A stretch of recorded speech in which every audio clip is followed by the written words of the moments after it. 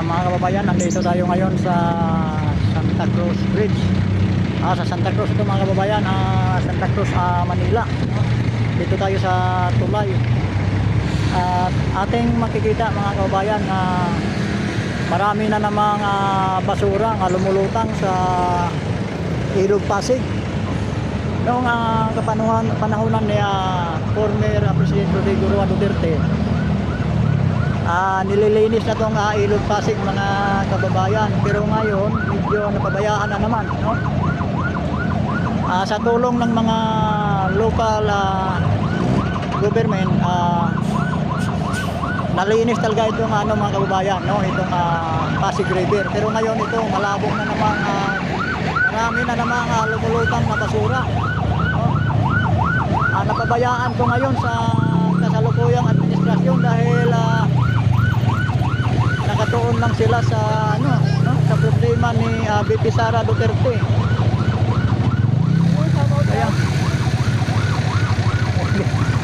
Kaya itong mga basura ngayon muling lumulutang sa Pasig River.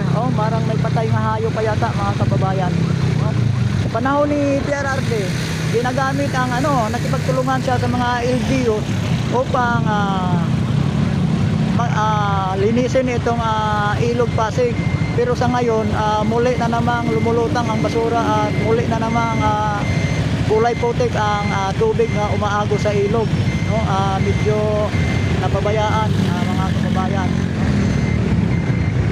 Hindi na ipagpatuloy sa kasalukuyang administrasyon itong paglinis, no? Hindi sila nakatuon sa kalikasan mga kababayan. Hindi katulad ni PRRD, nga pati yung Manila Bay ay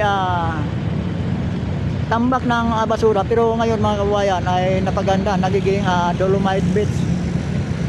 Dati kaya pinalinis ni Rodrigo Roa Duterte itong Pasig River kasi dito nanggagaling yung mga basura na tumatambak sa Manila Bay, no? Hindi niya magagawa yung Dolomite Beach kung hindi linisin muna itong Pasig River kasi dito nagmula ang mga basura, no? Inaanon papunta doon sa Manila Bay, no? Upang malinis yung Pasig River, ang ginawa ni PRRD, pinalinis ang lahat ng mga estero, no? Nakipagtulungan sa mga LGU, sa local government unit, upang ipalinis ang kanilang mga estero at maiwasan yung mga basura na dadaloy sa Pasig River mga kababayan. Katunayan, maraming mga establishment na direktang nagtapon ng tubig sa mga drainage ay naipa sila. Nagkaroon ng penalty mga kababayan, no? Bawal noon magtapon ng mga direktang tubig papunta doon sa mga drainage tambak sa mga kababayan, Ilog Pasig. Kaya nalinis noong araw itong Ilog Pasig, pero ngayon ito lumulutang na naman ang maraming basura. Nakakalungkot mga kaibigan, no? Bumabalik na naman ang mga basura dito sa Ilog Pasig.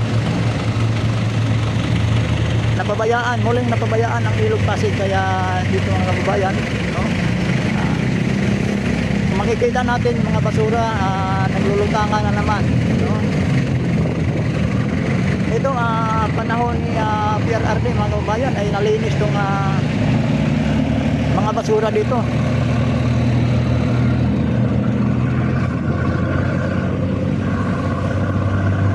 Ayan mga kababayan, yung sa dulo na yan, yung mga mapuputi, mga tambak ng basura na lumulutang sa tubig.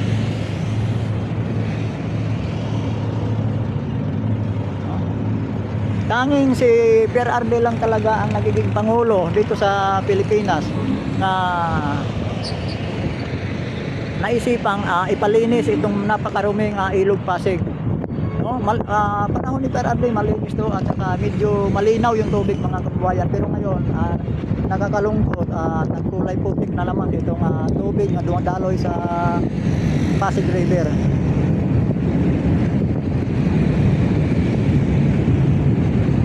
Pero yung mga kababayan, yung Dolomite Beach, talagang mayroong na naglilinis minsan, no? May mga volunteer na paglilinis ng mga basura na dumadaloy doon sa Dolomite Beach.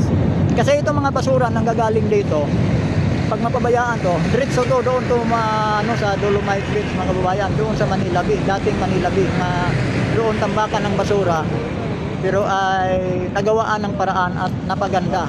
Pero itong mga basura na to, kung mapabayaan to, doon din ang bagsak nito sa sa Manila Bay, mga kaibigan, no? Kita nyo yung mga basura na yun, no? Napakarami. Panahon ni Perardi malinis yan, pero ngayon muling napabayaan, no? Ayan, mga kaibigan, diba? Masigla na noong araw itong Ilog Pasig, pero ngayon ating makikita may mga basura na naman, mga kababayan. Marami na namang naglulutan ng basura dito sa Pasig River. At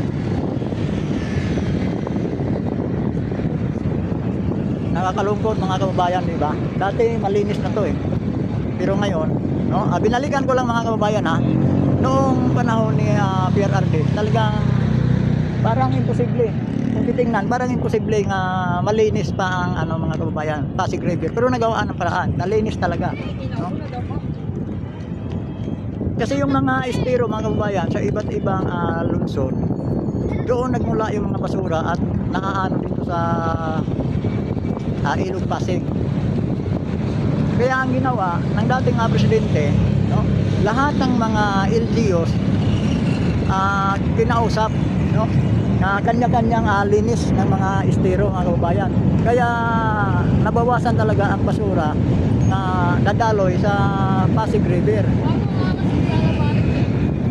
Kaya ngayon, mga kababayan, medyo napabayaan, di ba? Napabayaan na naman, at ito ang resulta. Bumabalik na naman ang mga basura dito sa Ilog Pasig.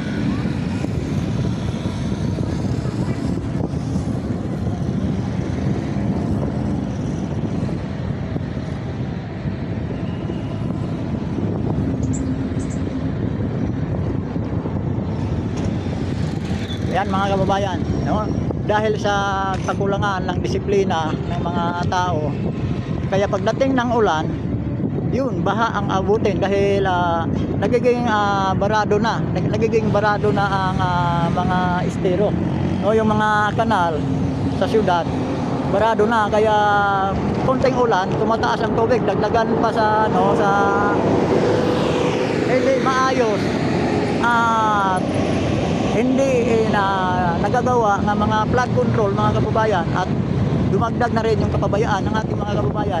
Tulad ng mga basura na yan, mga kababayan, no? May mga foam, may mga takip ng refrigerator, no?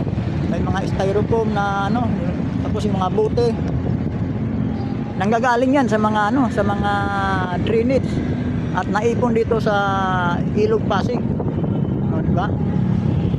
Kung may lang sana, kung may disiplina ang ating mga kababayan at hindi basta-basta nagtapon ng mga basura, dapat maiwasan itong ganitong pangyayari, mga kababayan, no?